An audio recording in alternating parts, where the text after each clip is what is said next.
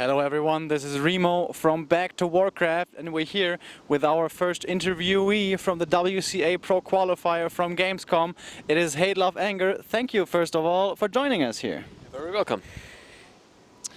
Alright, we have some questions prepared for our undead friend here, and a lot of those questions came from the community actually, so also thanks to you guys, and we're gonna get right into it. So, first of all, something we were wondering ourselves, your name is HLA, stands for Hate, Love, Anger, and after having gotten to know you, we realized how nice and cool of a person you are, like, you know, very chill, but that name is very aggressive.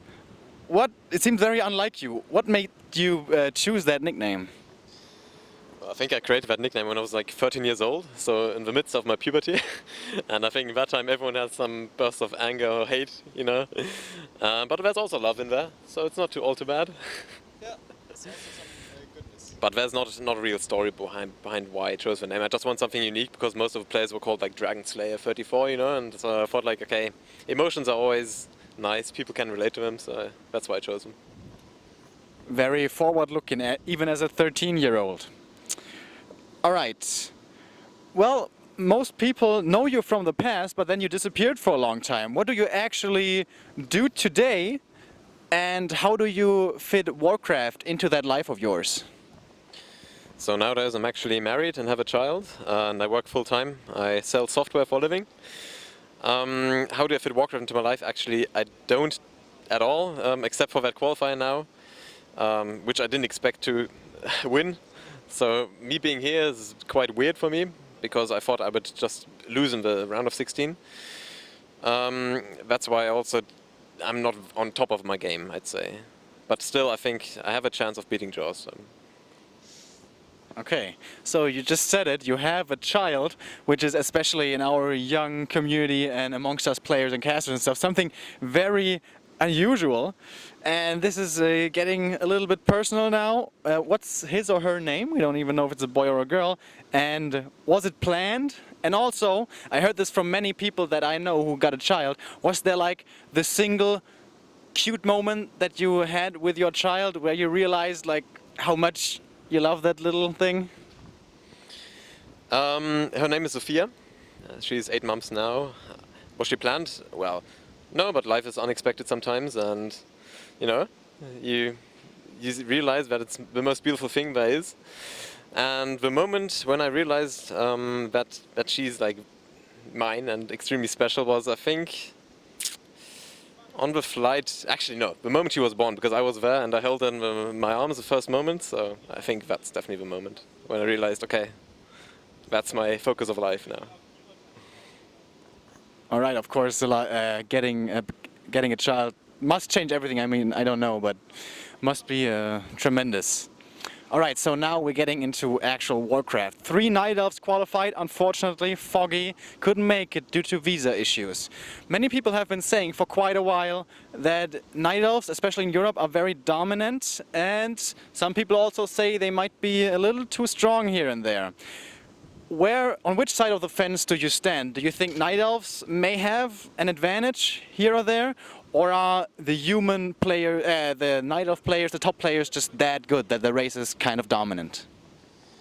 So back in 2008, when I was still playing EPS, I played against many good Night Elf players, not just German, but internationally. And back then my win ratio was much higher. Reason being is that Night Elf, I think they evolved in terms of the timings against Undead. Back then, every player had its own style, right? And most of them were not very effective. Nowadays, every Night Elf is almost the same in terms of the timings against Undead, and that makes it extremely difficult because they're playing very efficient. And I don't like to say it's imbalanced, but I think with the right timing and the unit combo they always go for, it's very hard to beat. And a little bit of a follow-up question. Do you think Undead is weak, as some people say, and do you think it's the weakest of the 4 races? No, I do not believe it's the weakest, but I think it's the one race that doesn't allow any margin of error. That means if one slight mistake in the early game, mid game or late game, doesn't really matter, puts you far behind. You lose your ability to creep properly or to harass effectively, and all these things, they add up, which means that you have to play perfect game. But if you play perfect game as Undead, I think it's one of the strongest races. Okay, interesting. Not many people have that exact opinion. As you said before, you don't really have much time for Warcraft in your life anymore, but now for the WCA Pro Qualifier you did pump up your game, and you came kind of out of nowhere, out of retirement basically.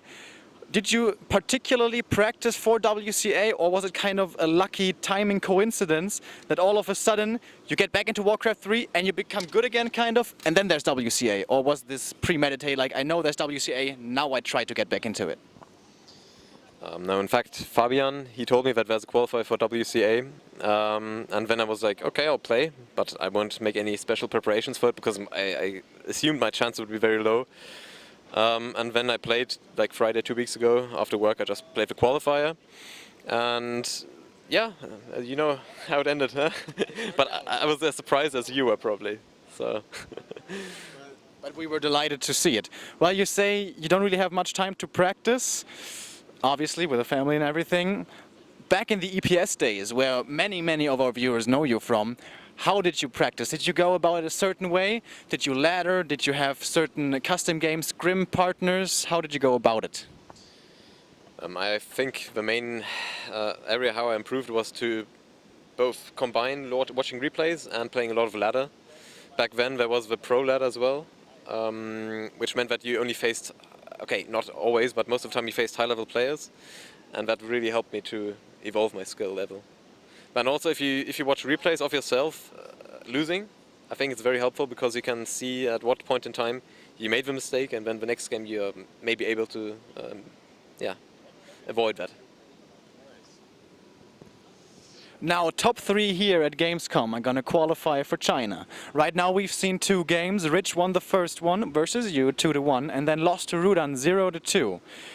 Those 3 players, how good of a chance do they stand against the Chinese, in your opinion? And if you do qualify, how good of a chance do you personally stand against them? Well, let's go through player by player. So Rudan, he never practices. I think that's his strength actually, because he just goes into tournament games and he knows what to do. If you play too much ladder, I think you overplayed a little bit, and then you can't concentrate when it comes down to the most important games. So I think he might surprise people in China if he qualifies, which I'm sure he will. And yeah, watch Rich. He's a very good player, but he sticks too much to the main strategies. And I think Chinese players, they are very creative and they play differently than the Europeans. So I think he will struggle a little bit to adapt his playstyle to them. Jaws, he is a very old school player. He's played against everyone actually and has had some successes as well. In his shape right now, I don't think it's too great though. So he would need to step up his practice if he wants to have a reasonable chance at surviving group stage. Myself, to be honest, I don't think I would have any chances to survive a group stage. I just don't have the time right now to practice as much as I would have needed to. But if I would qualify, I'd still give my best. Now we're gonna shift gears a little bit. Of course, you've been around for a long time, as we know, mostly known from back in the EPS days. And there was this legendary last grand final of the EPS where Hasuops faced off against Sokol in the grand final, and he won it 3-2. And that was 2010, don't quote me on that, it was a long time ago though. And Orc back then seemed to be all the rage and overpowered against Undead and super strong, but he did overcome it with some wild strategies. And it was said that you had a huge role to play in this, maybe not huge, but a big role. You helped him strategize and come up with new stuff, playing something outside the box. So you did help. Now he won, of course. Did you feel proud of that? Did you feel that it was kind of also an accomplishment for you, not just for him? Yes, it was actually, and there was also a financial incentive for me to help him win. So, in fact, all the ideas he had there came from me. So, of course, I was proud that then they worked in the finals of EPS. Especially some really weird things like Crypt Lich and then Tower Rush on Tier 2, like that was never seen before on the W3C free scene. So, I was very happy that he won. Yeah. And of course, there was also Crypt Lord fast expansion. Oh no, it wasn't fast. I think it was Tier 2 on Echo Isles. Yeah. But it was a lot of wild stuff. You guys can check it out on YouTube probably somewhere. All right, also a story from the past. there was this WCG Scandal in 2010 where you actually qualified, but then the story is you didn't attend the boot camp, so you were in the end not allowed to go there after all. Can you shed some light on those events? And also, if you make it to WCA, will you try to definitely go there, or do we have to fear that you will cancel those plans and we'll have to say, actually, unfortunately, I can't go? So back then there was just some miscommunication between me and the WCG team. Apparently I had given them the wrong email address and they sent the information there. And yeah, I just never got the email. The way it was handled, I wasn't absolutely pleased with it, but I guess it's fair because I didn't attend. And Jaws also did a good job. But next time, of course, I know that I should keep all lines of communication open and make sure that give the right email address. Yeah. But that's it to that story. So, but if you do qualify, yeah. will you make it a priority to be able to go there? That's a good question. I will have to check if it's feasible with work. I can't say that right now. Of course, it's kind of difficult to say with all the obligations you have. Now, Neo and I, and also a lot of the community, like to call you the professor, because you, especially with that EPS legendary story, you have that title to you of being so creative.